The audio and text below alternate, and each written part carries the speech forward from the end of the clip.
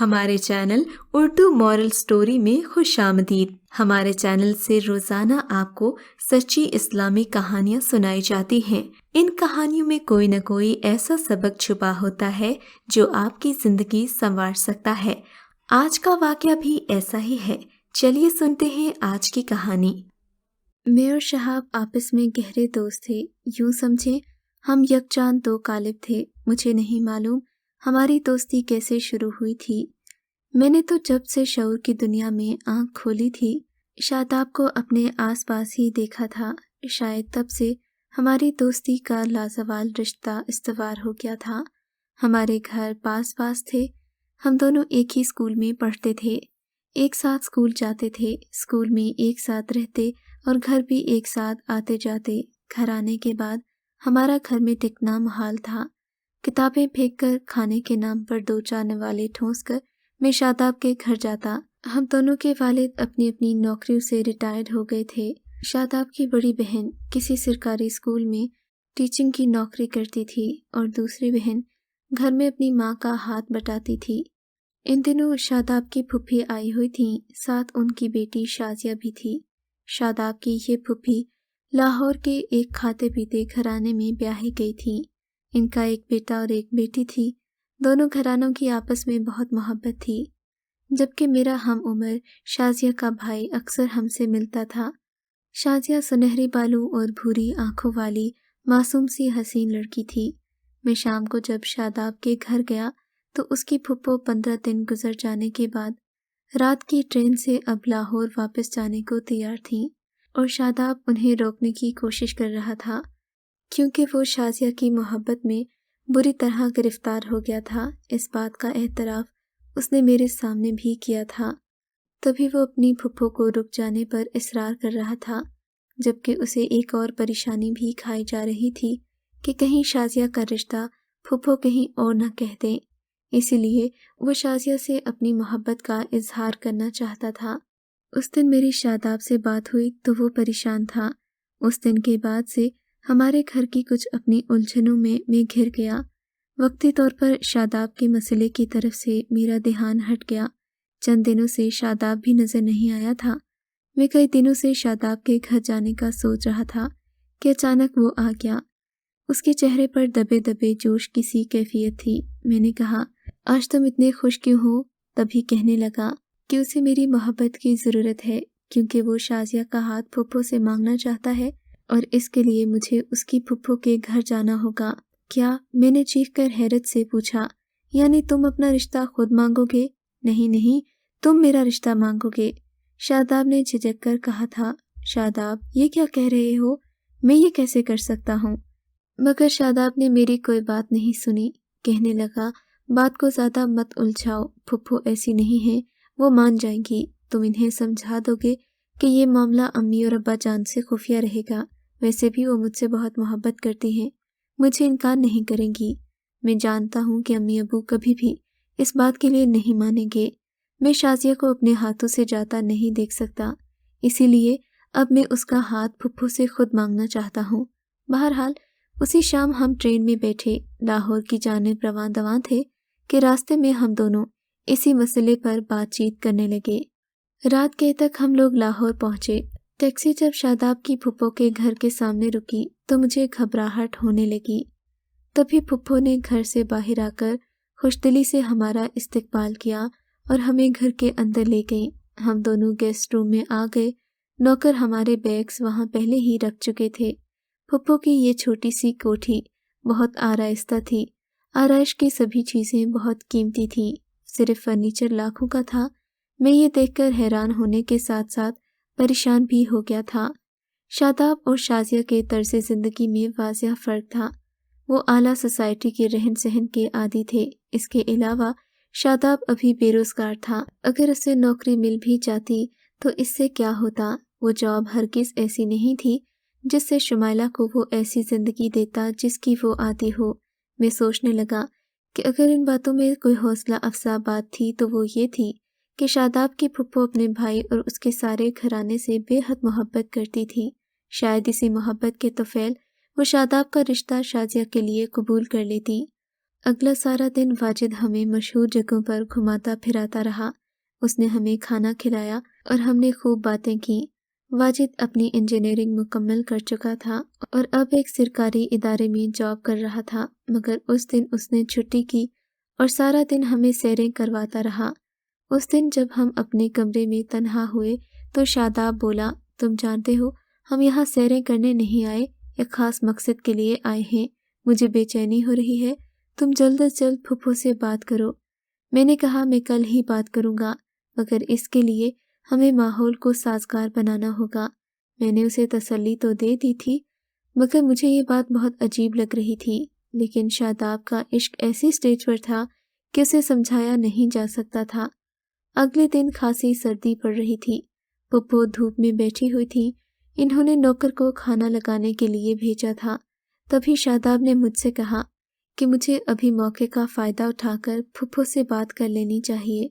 मैंने बड़ी मुश्किल से हामी भरी और फुफ्फो से बात करने का इरादा कर ही लिया। वो ये बात सुनकर काफ़ी देर हैरान परेशान रहीं और फिर मुझे नरमी से समझाने लगी, देखो बेटे, शाजिया के फुफ्फा ने शाजिया का रिश्ता अपने भाई के बेटे से तय कर रखा है। मंगनी की रस्म बाकायदा तो नहीं हुई, मगर दोनों भाइयों के दरमियान बात पक्की हो गई है। तुम जानते हो सारी बात जुबान की होती है, और ये बात तुम शादाब को भी समझा देना। वो मजीद कुछ कहे बिना उठकर चली गई, जबकि मैं हवास बाख्ता बैठे का बैठा रह गया। मेरे वजूद ने जैसे हिलने से इनकार कर दिया हो। अब मेरा शादाब से न सिर्फ सामना ज़रूरी था, बल्कि ये बात भी उसे बतानी थी जो बहुत ही कड़वी थी। शादाब कमरे में बेचैनी से टहलते हुए मेरा इंतज़ार कर रहा था। जब मैंने उसे ये बात बताई तो उसका गुस्से और परेशानी से बुरा हाल हो गया। उसके चेहरे पर लाल शरबती रंग फूट पड़ा था। वो अपने कंधे पर बैग लटका कर तेज़ी से वहाँ से निकल पड़ा। मैं भी बदले नख्वास्ता उसके पीछे पीछे फुफ्फो के घर से निकल आया। सारा रास्ता मैं उसे समझाता रहा, मगर वो मेरी बातें तो क्या सुनता, वो अपने हवासों में ही नहीं था।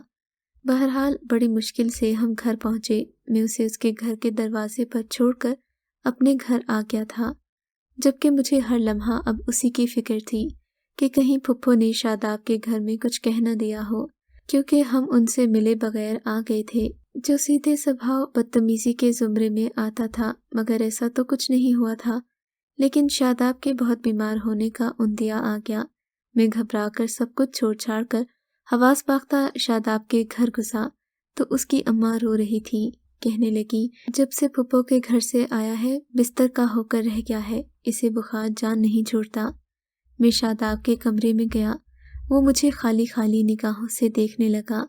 उसका माथा आग की तरह तप रहा था। अब तो उसे डॉक्टर ने एडमिट करने का फैसला किया। रात भर में उसकी तीमारदारी करता रहा। उसका बुखार था कि जान छोड़ ही नहीं रहा था। डॉक्टर्स ने कहा सब कुछ नॉर्मल है, बस थोड़ा सा बुखार है जो दवा देने से ठीक हो जाएगा। मगर मैं जानता था कि शादाब का ये बुखार इश्क का बुखार है, ये कभी ठीक नहीं होगा। अगले दिन मैंने शादाब की देखभाल के लिए खालू को बुलाया और खुद एक ज़रूरी काम का बहाना बनाकर अस्पताल से निकल आया। अस्पताल से निकलकर मैंने रेलवे स्टेशन जाकर लाहौर जाने वाली ट्रेन के लिए टिकट ले लिया। मेरी जेब में पैसे भी कम थे, मगर घर जाने का तरद्दुद करके मैं वक्त ज़ाया नहीं कर सकता था, सो मैंने किसी बात की परवाह नहीं की। भूख भी लगी हुई थी। कल से एक निवाला तक मेरे मुंह में नहीं गया था। दरअसल शादाब की हालत देखकर मेरी भूख खत्म हो गई थी। अब ट्रेन के बाहर प्यालियों की टिक-टिक और पराठों की सूंधी खुशबू ने मुझे एहसास दिलाया था कि मेरा पेट बिल्कुल खाली है, मगर मेरे पास पैसे नहीं थे कि मैं कुछ खा पी लेता। बहरहाल मैं अपनी परेशानी में पता नहीं कब लाहौर पहुंच गया। फुफ्फो के घर के सामने पहुंचकर मुझे परेशानी ने अपने घेरे में ले लिया। क्या पता फुफ्फो मेरी बात न समझे, मुझे धक्के देकर घर से निकाल दें, तो शादाब की ज़िंदगी की क्या ज़मानत होगी। अगर फुफ्फो न मानी तो क्या मेरा अजीज़ दोस्त मर जाएगा। इस ख्याल ने मुझे ज़ोर से दबोचा। मेरी आंखों के सामने अंधेरा छाने लगा। मैंने खुद में हिम्मत पैदा की और घंटी पर हाथ रख दिया। कुछ देर के बाद नौकर बाहर आया और मुझे साथ लेकर टीवी लॉन्च में ले गया। थोड़ी देर के बाद फुफ्फो आई। मुझे देखकर वो हैरान हो गई कि मैं यहाँ इतनी जल्दी वापस क्यों आ गया हूँ। फुफ्फो, شاداب بہت بیمار ہے، میں نے پھوٹ پھوٹ کر روتے ہوئے کہا۔